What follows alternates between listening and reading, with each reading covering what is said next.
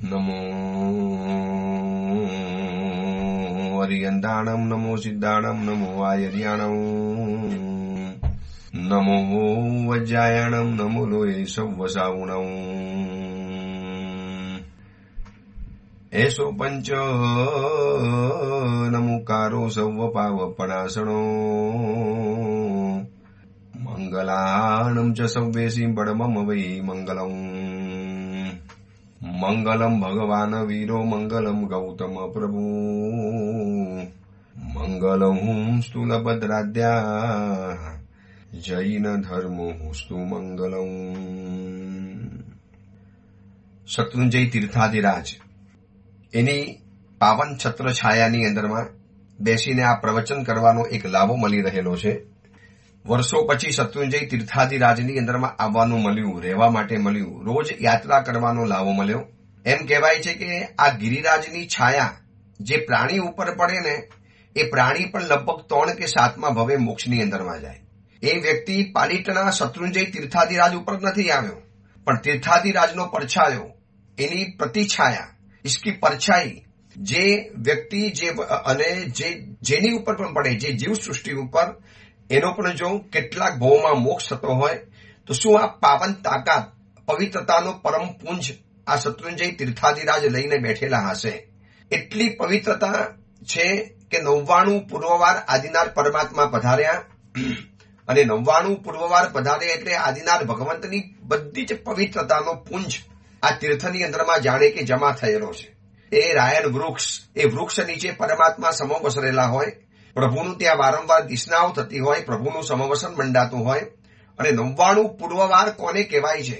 કરોડો વખત પરમાત્મા આ તીર્થ ઉપર પધાર્યા, અને આ તીર્થ આપણા માટે કલ્યાણકારી અને તારક આપણા માટે મૂકીને ગયા.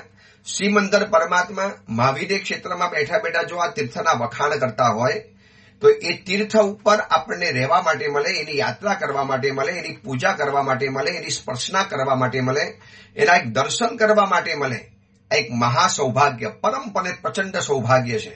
બસ હવે આપણી જવાબદારી એટલી છે કે આપણા પૂર્વજોએ હેમખેમ અતિશય કટોકટીના સમયની અંદરમાં, એવી કટોકટી એ લોકો માટે હતી ને કે એવી તો કટોકટી આપણને અત્યારે તો નથી જ, તો એવી કટોકટીની અંદરમાં આ તીર્થ આપણને હેમખેમ અહીંયા સુધી પહોંચાડ્યું.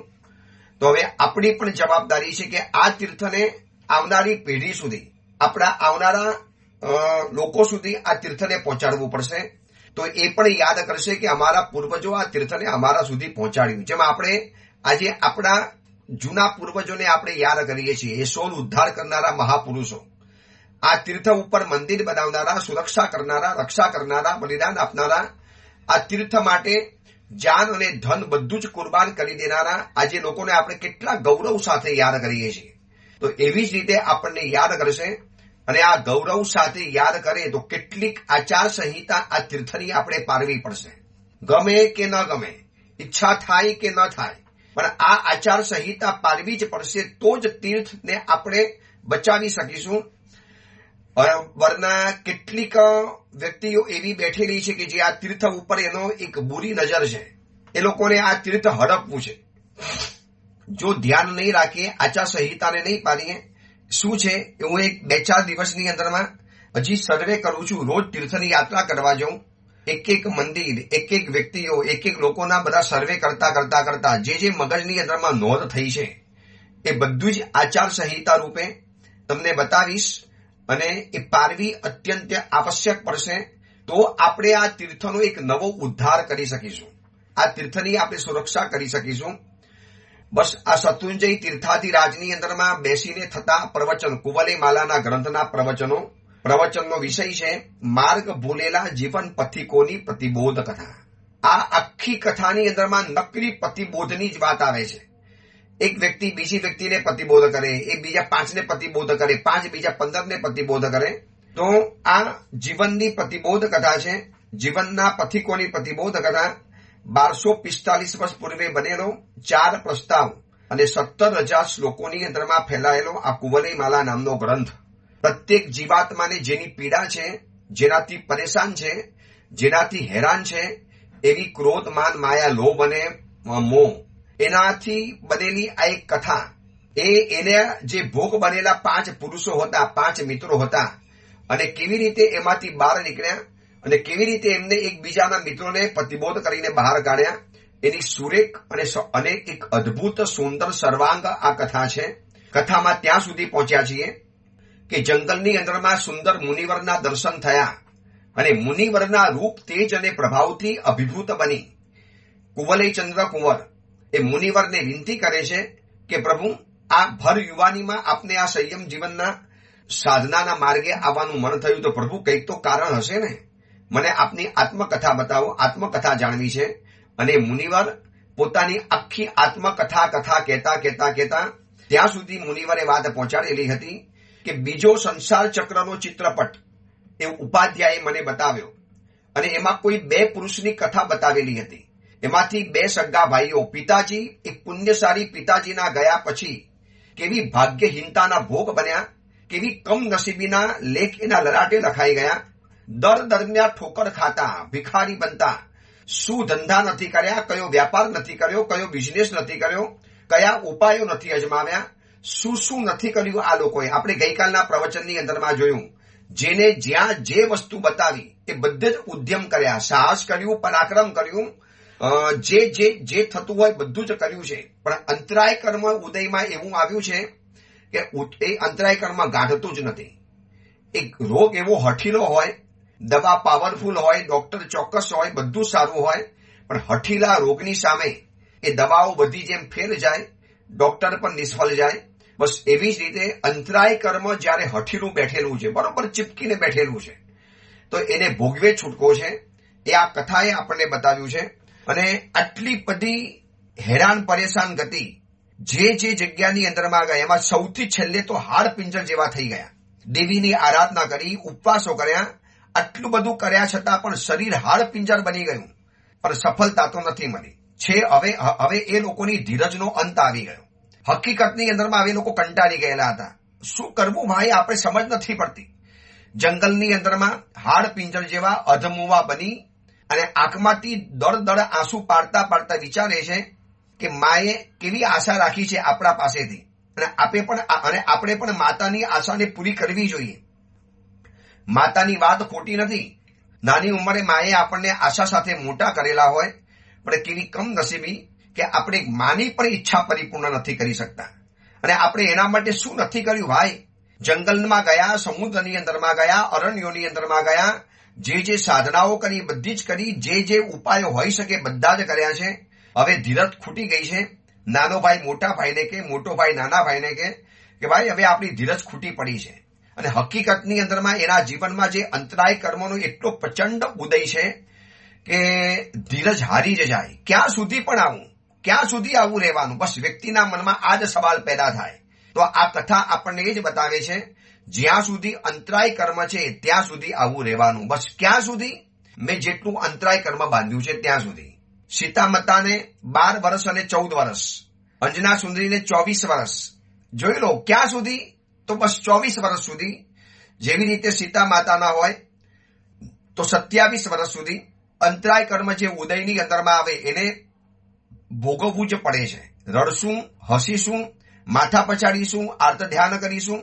આ એક સત્ય સિદ્ધાંત સમજી લેવા જેવો છે કે અંતરાય કર્મ જયારે હઠીલું હોય અને જયારે એનો ઉદય શું નિશ્ચિત જ હોય, બસ તો એ સમયને શાંતિથી પસાર કરી લેવાનું. હવે આ લોકોની ધીરજ હારી ગઈ. ધીરજ હારી ગયા એ પણ વાત બરોબર છે, પરંતુ શાસ્ત્રકારો કહે છે કે આવી ધીરજ હારવાથી તો કામ નહીં ચાલે. નિરાશ થવાથી, હતાશ થવાથી, અને નિરાશ હતાશ થયેલો વ્યક્તિ એ જ વિચારે ને કે ભાગ્ય આપણી ઉપર રોષે ભરાયેલું છે. આશા અને તૃષ્ણાના હૃદયથી આપણે જે પ્રયત્ન કરીએ છીએ, જ્યાં આશા દેખાય, જ્યાં હોપ દેખાય, અને બધું જ કર્યું, પણ ભાગ્યનો કોપ આપણી ઉપર એવો ઉતર્યો છે કે આપણને બધી જ રીતે ખતમ કરે છે. કેવા મોતના મુખમાંથી પણ આપણે બચ્યા છીએ. ખરેખર તો આપણી જિંદગીને ધિક્કાર થાવ. બંને ભાઈઓ એ જંગલની અંદરમાં રડતા પોતાની જાતને કહે છે કે ભાઈ શું આપણા જીવનમાં મળ્યું? આપણે મનુષ્ય રૂપે પશુ જેવા જ બની ગયા ને. ન માતાની ઈચ્છા પૂરી થઈ, ન ભોગ ભોગવી શક્યા, ન લગ્ન થઈ શક્યા, ને એક મનુષ્યની શાંતિથી જિંદગી પણ નથી જીવી શક્યા. ભૂખ્યા, તરસ્યા, રખડ્યા છીએ અને ઢોરની જેમ જિંદગી જીવી છે.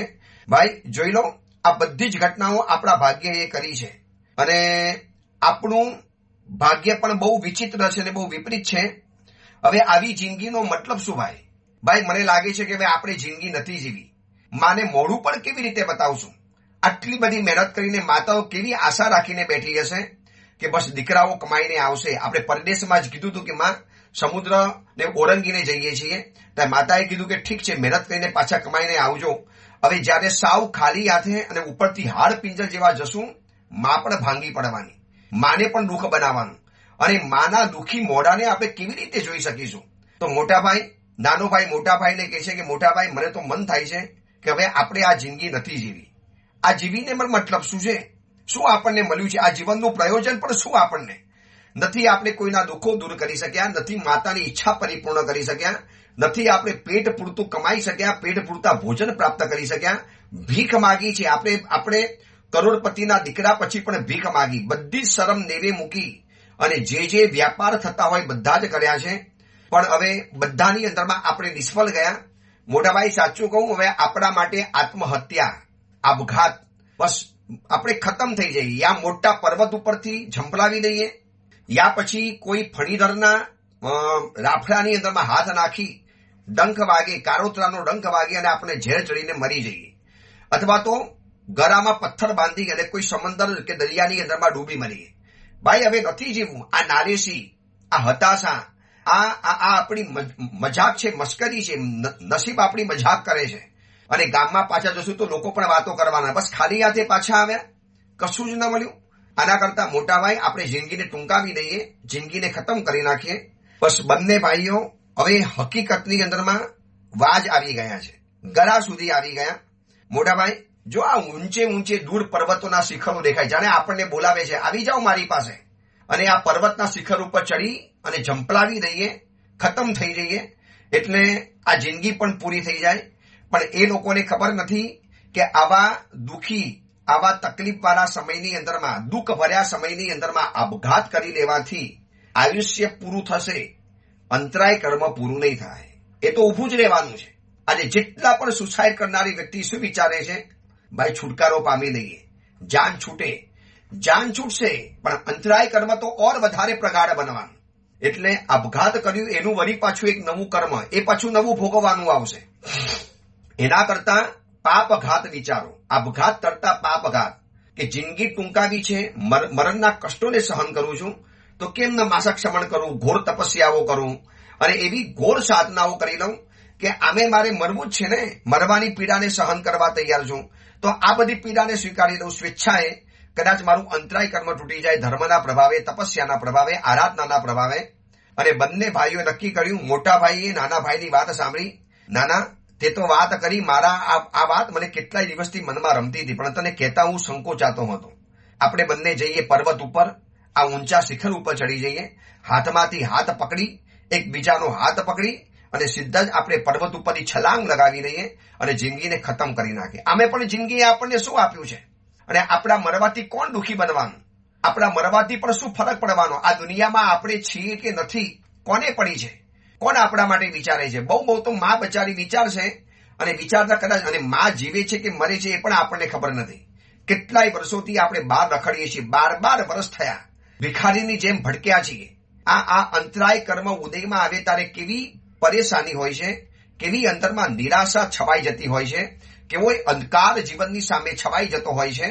બસ આનો ઉપાય એક જ છે કે ધીરજથી આ સમયનો સામનો કરી લેવાનો. આજે નહીં તો કાલે, 24 વર્ષે, 25 વર્ષે, 30 વર્ષે, 35 વર્ષે, ક્યારેક તો ઉદયમાં આવશે. દિલ્હીની અંદરમાં ભાજપની સરકાર જો 26 વર્ષે બનતી હોય, આટલા વર્ષોમાં શું લોકોએ કોશિશ નહીં કરી હોય, પ્રયત્ન નહીં કર્યો હોય, દર વખતે ચૂંટણી આવે 5 વર્ષે અને જીતવાની કોશિશ કરે, પણ હતાશ થયા વગર કરતા ગયા તો 26 વર્ષે પરિણામ તો મળ્યું ને. બસ તો આવો જ કોઈ સમયને શાંતિથી ગુજારી લેવાનો, આપઘાત કરવાનું વિચારવાનું નથી. પણ આ નબળી પર, અને બંને ભાઈઓએ નક્કી કર્યું કે હવે જિંદગીને ખતમ કરી નાખીએ, નથી જીવવું આપણે. અને બંને જણા એકી સાથે પર્વત ઉપર ચડે છે, ઊંચા શિખર ઉપર ચડ્યા. એવું ઊંચું શિખર બસ સીધું ઝંપલાવી દઈએ, ખીણની અંદરમાં હાડકાનો પણ અતોપતો નહીં મળે, અને આપણને શોધવા પણ કોણ આવવાનું છે? બસ બંને જણાએ એકબીજાના હાથમાં હાથ ભીડ્યા, બંને જણાએ છેલ્લે ભેટી લીધું. બંને જણાએ આંખમાંથી છેલ્લા આંસુ પાડી લીધા. મનોમન માતાની માફી માંગી લીધી કે માં માફ કરજો, કદાચ આપ જીવતા હો, આપ હયાત હો તો માં અમારી રાહ નહીં જોતા. આપને મોડું બતાડતા માં શરમ આવે છે.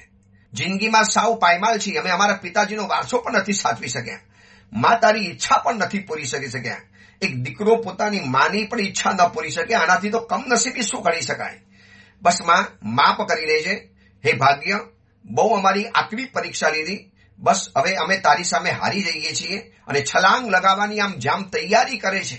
દોડીને સીધો ઝંપાપાત કરવા તૈયાર થાય અને પાછળથી એક પ્રેમાળ મધુર અવાજ આવ્યો, હે ભાગ્યશાળી માં સાહસમ કરું. ભાઈ અટકી જાઓ, આવી રીતે છલાંગ ન લગાવાય, આવી રીતે ન મરી જવાય. માં સાહસમ કરું, ભાગ્યશાળી ઉભા રહી જાઓ. પ્રેમાળ મીઠો મધુરો અને ઘટ્ટ અવાજ, જાણે કે ખરલની અંદરમાં ઘૂંટાયેલો એક ઘેઘૂર અવાજ આવતો હતો. જિંદગીમાં પહેલી વખત કોઈએ ભાગ્યશાળી કીધા, બાકી તો કમ ભાગ્યહીન છીએ. હર વખતે કે તમે કમનસીબ છો, તમે મનહૂસ આદમી છો, તમે તો છપ્પર પગા આદમી છો, તમારાથી તો બધું નુકસાન જ થાય છે. જિંદગીમાં પહેલી વાર કોઈક વ્યક્તિએ પ્રેમથી ભાગ્યશાળી તરીકે સંબોધ્યા એટલે બંને ભાઈઓ અટકી ગયા. છલાંગ લગાવવાની તૈયારીમાં જ હતી. બસ હવે છલાંગ લગાવી અને ખતમ. પણ જ્યાં ભાગ્યશાળી માં સાહસમ કુરુ આ શબ્દ સંભળાયો ને, અને એ શબ્દ કરતા શબ્દની પાછળનો જે પ્રેમ, વાત્સલ્ય, સ્નેહ નીતરતી વાણી, એક આત્મીયતાનો રણકો, આ સાંભળ્યા પછી એ લોકોએ આજુબાજુમાં નજર નાખી. કોઈ વ્યક્તિ ન દેખાય. બીજી વખત કોશિશ કરી મરવાની. ભાઈ આ તો ભ્રમ થયો હશે આપણને. જ્યાં હજી દોડીને છલાંગ લાવવા કોશિશ કરે, ભાઈ ઠહેર જાઓ, માં સાહસમ કરું. ભાગ્યશાળી, આ મનુષ્ય બહુ કિંમતી છે. આવી રીતે મરી જવાથી ખતમ ન કરી દેવાય. ભાઈ ઉભા રહી જાઓ, સાહસ નહીં કરો. હવે બંને ભાઈઓ વિચારે કે અવાજ ક્યાંથી આવે છે? આવો પ્રેમાળ અવાજ બીજી વખત આવ્યો. ખોટો તો ન હોઈ શકે. આજુબાજુમાં નજર ફેરવી, એટલામાં તેજથી ઝળહળ થતા, તપથી કાયાને કરમાવી નાખનારા, છતાં પણ ચહેરા ઉપર એક અદ્ભુત અનોખું તેજ, દુબળા પતરા પણ તે તેજથી ભરેલા એક મુનિવર, તપસ્વી મુનિવર પ્રગટ થયા. સાધુ પહોંચ્યા. બંનેના બરડા ઉપર પ્રેમથી હાથ ફેરવ્યો. મહાનુભાવ, દુઃખી છો, સમજી ગયો છું. તમે ઝંપલાવી દેવા તૈયાર થયા છો. તમને જિંદગીમાં બહુ દુઃખી હશો, સમજુ છું. બાકી આવું દુઃખ કોણ સહન કરવા તૈયાર થાય? આ મોત કરતા તમે જીવનમાં વધુ દુઃખને અનુભવ્યું હશે તો તમને મોતનું દુઃખ ઓછું લાગે છે, માટે તમે મરવા તૈયાર થયા છો. પણ ભાગ્યશાળી, પહેલા મારી વાત સાંભળી લો. આ મરવાથી તમારું અંતરાય કર્મ નહીં મરે, એ તો જીવતું જ રહેવાનું છે. તમે મરી જશો, અંતરાય કર્મ તો જીવતું રહેવાનું, ઓર વધારે પાવરફુલ બનવાનું, ઓર વધારે કઠોર બનવાનું. શું તમારે આવતા ભૂમાં પણ આવી જિંદગી જોઈએ છે ભાગ્યશાળી? આ ભાગ્યશાળી, પુણ્યશાળી, પ્રેમાળ અવાજ મુનિ ભગવંતે નીચે બેસાડ્યા. કરુણા વત્સલ મુનિ ભગવંત, દુબલા પતલા મુનિ ભગવંત, પણ કરુણા નીતરતી વાણી. મુનિ ભગવંતે પ્રેમથી સમજાવ્યું કે દોસ્તો, આવી રીતે આપઘાત કરવાથી તો જિંદગી ટૂંકી થઈ જશે, પણ પાપઘાત કરીને મરો. આપઘાત કરવાથી જિંદગીમાં પ્રશ્નો સોલ્વ નહીં થાય. દોસ્તો, ક્યારેક ગુરુકુલમાં ભણ્યા હશો અને પરીક્ષા કદાચ ક્યારેક આપી હશે. પરીક્ષાનું પેપર બહુ અઘરું લાગે, બહુ કઠિન લાગે, બહુ હાર્ડ લાગે, તો કોઈક વિદ્યાર્થી શું કરે? પેપરને ફાડી નાખે. પેપર ફાડી નાખવાથી પેપર ફાટી જશે, પણ પરીક્ષા નહીં અટકે. પરીક્ષા તો આપવાની ઊભી જ રહી છે. પરીક્ષાને સોલ્વ કરો, પરીક્ષાને પાસ કરો. આ જિંદગીમાં દુઃખની પરીક્ષા આવી છે, એને પાસ કરી બતાવો. તમે તો પેપર ફાડવા તૈયાર થઈ ગયા છો. દોસ્તો, પેપર ફાડી દેવાથી પરીક્ષા અટકી નહીં જાય. પરીક્ષા ઓર વધુ આકરી બનીને આવતા ભવની અંદરમાં આનાથી કઠોર સજા તમારા જીવનની અંદરમાં કરશે. તો પુણ્યશાળી, અમારા ભગવાન મહાવીરનો માર્ગ છે, અમારા પ્રભુ મહાવીરનું તત્વજ્ઞાન છે કે આપઘાત જરૂર નથી, પાપઘાત જરૂરી છે. અને મુનિ ભગવંતની પ્રેમાળ વાણી, એ જંગલનું નીરવ શાંત વાતાવરણ, અને મુનિ ભગવંતના નાભીમાંથી નીકળતા શબ્દો, આંખમાંથી નીતરતું વાત્સલ્ય, અને બે હાથ દ્વારા મસ્તક ઉપર જે પ્રેમાળ હાથ ફરે છે, બંને ભાઈઓ ઢગલાવ થઈ ગયા. મુનિ ભગવંતના ખોરામાં માથું મૂકી દીધું. ધુસકે ને ધુસકે રડે છે. એના પડઘા ગીરી કંદરાઓની અંદરમાં ધૂજી વર્યા. મુનિવરે એમને રડવા દીધા. બે હાથ બરડા ઉપર ફેરવતા ગયા. જ્યારે આંસુ સુકાયા, વરી પાછા આવ્યા. ગુરુદેવ, આપે તો અમારી જિંદગી બચાવી નાખી. પણ સાહેબ, જિંદગી તો બચી ગઈ છે, પણ શું કરીએ આગળ ખબર નથી પડતી. ત્યારે મુનિ ભગવંતે કીધું કે એ શ્રેષ્ઠ પુરુષો, કેમ તમને એવું શું થયું કે તમને જિંદગીથી વૈરાગ્ય આવી ગયો? આમ તમે જિંદગીને ફેંકી દેવા તૈયાર થયા છો? કયું દુઃખ પડ્યું? દુઃખ પડ્યું એ બરોબર છે, પણ કયું દુઃખ? અને એ વખતે બંને ભાઈઓ કહે છે કે મહારાજ ગુરુદેવ, જિંદગીની અંદરમાં દરિદ્રના દુઃખથી પીડાઈએ છીએ. દરિદ્રતા અમારી પાછળ પડી છે. અમે પિતાજી અમારા અબજો પતિ હતા. પિતાજીનું એક માન સન્માન હતું. અમે એના દીકરા હતા. પિતાજી ગયા અને બધું જ અમારું જીવનમાંથી ચાલી ગયું. અરે અમે અમારી માને પણ ખુશ નથી કરી શક્યા ગુરુદેવ.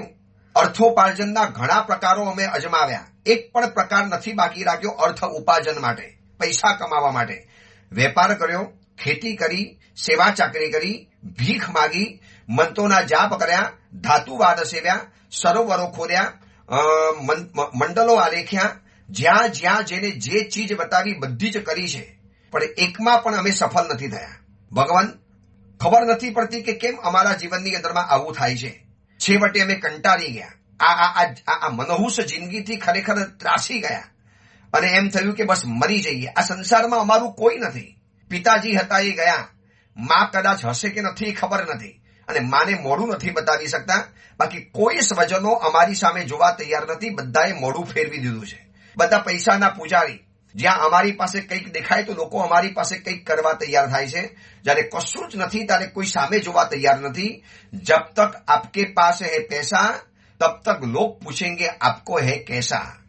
બસ ગુરુદેવ, આ જિંદગીમાં અનુભવી લીધું, માટે વૈરાગ્ય આવી ગયો જિંદગી ઉપરથી. બસ જિંદગીને ખતમ કરી નાખી. માનુભાવ, તમે જિંદગીને ફેંકી દેવાથી આ કામ નહીં અટકે. મને એમ લાગે છે કે અમારા ભગવાન મહાવીર એમ કહે છે કે તમે છે ને વિધિપૂર્વક કોઈ પણ ધર્મની આરાધના નથી કરી. ધર્મ કર્યો છે માટે તમે મનુષ્ય અવતારમાં આવ્યા, પંચેન્દ્રિય શરીર મળ્યું, ઉત્તમ કુલમાં તમારો જન્મ થયો, ખાનદાન માતા પિતાના તમે સંતાન બન્યા, પણ ધર્મની વિધિપૂર્વક જે આરાધના કરવી જોઈએ ને, અને આ વાત બહુ સમજવા જેવી છે. એ મુનિ ભગવાન કુવલય ચંદ્ર કુંવર અને કુવલય માલાને કહે છે, અને એ ઉપાધ્યાય એ રાજકુમારને બતાવે છે કે કુંવર, એ મુનિ ભગવતને જોવા મેં પિક્ચરમાં આલેખ્યું છે, આ બધા ચિત્રો જોઈ લો. અને એ સંસાર ચક્રના બીજા ચિત્રપટની અંદરમાં અલગ અલગ દ્રશ્યોમાં બધું જ બતાવવામાં આવ્યું છે. અને મુનિ ભગવાન પ્રેમથી સમજાવે છે કે દોસ્તો, ધર્મ અગર વિધિપૂર્વક જો તમે કર્યો હોત ને, વિધિ સાથે કરેલો ધર્મ પ્રચંડ શુદ્ધ પુણ્ય પેદા કરે છે. અને વિધિમાં શું આવે? અહોભાવ સાથે, અત્યંત આદર સાથે, બહુમાન સાથે, કોઈ પણ જાતની અપેક્ષા વગર, બસ આ ધર્મ કરવાથી મને આવું મળે, આ ધર્મ કરવાથી મને જીવનની આવી પ્રાપ્તિ થાય, જરૂરી છે, માટે તમે એના માટે ધર્મ કરી શકો. પણ નિરપેક્ષ ધર્મ, નિરાશંસ ધર્મ, બસ ધર્મ કરું છું, મને જીવનની અંદરમાં જે પણ મળવાનું હોય મને મળી જાઉં, બસ મારે મોક્ષમાં જવું છે, સર્વ કર્મનો ક્ષય કરવો છે, અને મારે આધિ વ્યાધિ ઉપાધિથી મુક્ત બનવું છે. બસ આ ધર્મ હું શુદ્ધ વિધિ સાથે કરું છું. તો દોસ્તો, શુદ્ધ વિધિ સાથે કરેલો ધર્મ કર્યો હોત ને, તમને જીવનમાં આવું ન આવત. તો ગુરુદેવ બતાવો, વિધિ શું હોઈ શકે? આપ અમને ઉપાય બતાવો. કયા ઉપાયથી અમે ધન કમાવીએ, કઈ ઉપાયથી અમને સુખ મેળવીએ? ત્યારે મુનિ ભગવાન એને સમજાવે છે કે દોસ્તો, તમે કાર્ય પાછળ ભાગ્યા છો, અને હું તમને કહું છું તમે કારણ પાછળ ભાગો. તમે ધન પાછળ ભાગ્યા, અને અમારા ભગવાન કહે છે કે ધન પાછળ નહીં ભાગો, તમે પુણ્ય પાછળ ભાગો. પુણ્ય તમારી પાસે હશે તો ધન પણ તમારી પાછળ ભાગશે, તમારી પાછળ આવશે. આ એક વાત સમજવા જેવી છે. કાર્ય પાછળ ભાગ્યા છીએ તો કારણને તો આપણે ભૂલી ગયા છીએ કે જેના કારણે કાર્ય ઉત્પન્ન થાય. તો જો આપણને ઘી ગમે છે તો પછી દૂધને તમારે સ્વીકારવું પડશે. જે વ્યક્તિ કે મને દૂધ ગમે છે, મને ઘી ગમે છે પણ મને દૂધ નથી ગમતું, તો પછી એને ઘી કેવી રીતે મળવાનું હતું? ઘીનો ચાહક જો દૂધનો તિરસ્કાર કરશે તો એને આવતીકાલે ઘી પણ નહીં મળે, કારણ કે ઘી નીકળે છે દૂધમાંથી. પ્રોસેસ કરતા જાઓ, છેલ્લે ઘી પેદા થઈ જાય.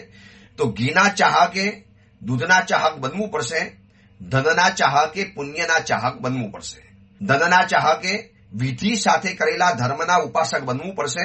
કેટલું સીધું સમીકરણ છે પરમાત્મા મહાવીરનું. કારણ પાછળ ભાગો તો કાર્ય તમારી પાછળ ભાગતું આવશે.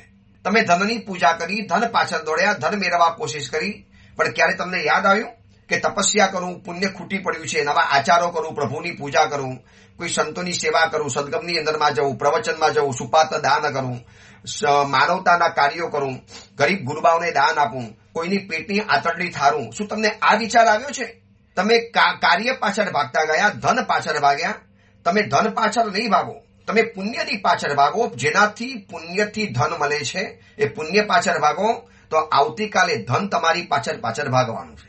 એક વખત માફ કરજો કે કોઈક બાળક છે ને જંગલમાં પતંગિયું મેળવવા માટે દોડતો હોય તો સમજદાર વ્યક્તિ કે બેટા तितली के पीछे मत भागो, तू ठहर जा, तितली अपने आप तेरे कंधे के ऊपर आके बैठ जाएगी. પતંગિયાની પાછળ ભાગે છે, પતંગિયું આગળ ભાગવાનું, એ ડરે છે.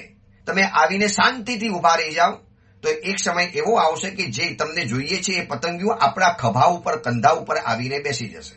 બસ આ જ કરો. ધનની પાછળ ભાગ્યા કરતા ધર્મના ક્ષેત્રમાં ઉભા રહી જાઓ, વિધિ સાથે ધર્મ વગેરે કરો, સંપૂર્ણ અહોભાવ સાથે, આનંદ સાથે.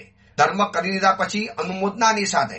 ધર્મ કરતા પહેલા આનંદ, ધર્મ ચાલુ છે ત્યારે અહોભાવ, અને ધર્મ પતી ગયા પછી અનુમોદના. આ વિધિપૂર્વક કરેલો ધર્મ છે. ફરી વખત, ધર્મ જ્યારે કરવાનો હોય એની પહેલા એટલો બધો અહોભાવ હોય, ક્યારે યાત્રા કરીશ, ક્યારે ઉદ્ધાન કરીશ, સસને હી પ્યારા રે, બસ આવો અંદરમાંથી ભાવ જાગે. ક્યારે મુનિ ભગવંત આવશે, ક્યારે બોલાવીશ, ક્યારે ચોમાસું આવશે, ક્યારે પ્રવચન શ્રવણ કરીશ, ક્યારે હવે એ પ્રોગ્રામ પ્રતિષ્ઠા આવશે અને પ્રતિષ્ઠામાં ઉલટભેર ભાગ લઈશ. બસ આ જે પ્રતીક્ષા કહેવાય, અહોભાવ. ધર્મ જ્યારે ચાલે છે ત્યારે સંપૂર્ણ આનંદ સાથે ધર્મ કરવાનો. એટલો બધો આનંદ હોય ધર્મ કરતા કરતા, આમ આમ આમ એના રૂવાડા ખડા થઈ જાય. અને ધર્મ કરવાનો સમય નીકળી ગયો પછી બેઠા બેઠા અનુમોદના કરવાની. કેવો ધર્મ કરવા માટે મળ્યો? શાલિભદ્રએ સંગમના ભવની અંદરમાં અનુમોદનાનો ધર્મ કર્યો ત્યારે એ અનુમોદના દ્વારા એને 99 પેટી જીવનની અંદરમાં ઉતરી. કેટલું પ્રચંડ પુણ્ય બંધાયું છે. યાદ રાખજો, પ્રવૃત્તિનો ધર્મ કદાચ અડધી મિનિટનો, 2 મિનિટનો, 5 મિનિટનો કે 10 મિનિટનો હોય છે, પણ પછી અનુમોદનાનો ધર્મ એ લાંબો ચાલે છે. અને ધર્મ પ્રવૃત્તિના સમય કરતા નિવૃત્તિના સમયની અંદરમાં વધારે મજબૂત, પાવરફુલ અને તગડું બનતું હોય છે. આપણે નિવૃત્તિ સમયની અંદરમાં અનુમોદના નથી કરતા. મને કેવો લાભ મળ્યો, કેવો મને લાભો મળી ગયો, વાહ અનુમોદના. બસ આ અનુમોદના શબ્દ જે વારંવાર ચાલે એનાથી ધર્મ પાવરફુલ બનતો હોય છે. અને મુનિ ભગવંતે આખી આ વાત એટલી સરસ રીતે સમજાવી. અને મુનિ ભગવાન કહે છે કે જો તમને સર્વ સુખનું પ્રયોજન હોય તો તમે છે ને વેપાર પર પ્રયત્નપૂર્વક કરો, એક અલગ રીતે પ્રયત્ન કરો. સાહેબ, અલગ વેપાર કેવી રીતે? સમજાવો. અમારે વેપાર કેવી રીતે કરવાનો? અમે જો વેપાર જે થાય રીતે જ કરતા હતા, કોઈ અમારી રીત ખોટી નથી. મુનિ ભગવાન કે હું તમને સંસારના વેપારની વાત નથી બતાવતો, હું તમને બતાવું છું અમારા ભગવાન મહાવીરે વેપાર કરવાનો કેવી રીતે બતાવેલો છે. આ મનુષ્ય ભવનું બજાર છે, એની અંદરમાં પ્રત્યેક વ્યક્તિ વેપારી છે. અને એ વેપારીએ અને આ કુંવલીમાલા ગ્રંથની અંદરમાં જે અદ્ભુત વાત બતાવી છે સંસાર ચક્રના ચિત્રપટની અંદરમાં, એ રાજકુંવરને એ ઉપાધ્યાય બતાવે છે. અને એ મુનિ ભગવાન કહે છે કે આ સંસાર ચક્રના ચિત્રપટને સાંભળ્યા પછી તો આખું મારું માથું ફરી ગયું, આખા મારા વિચારોમાં પરિવર્તન આવી ગયું. એક જે કુંવલીમાલા ગ્રંથની અંદરમાં જે બિઝનેસ બતાવ્યો છે, નવો વેપાર, જીવનનો વેપાર કેવી રીતે કરી શકાય.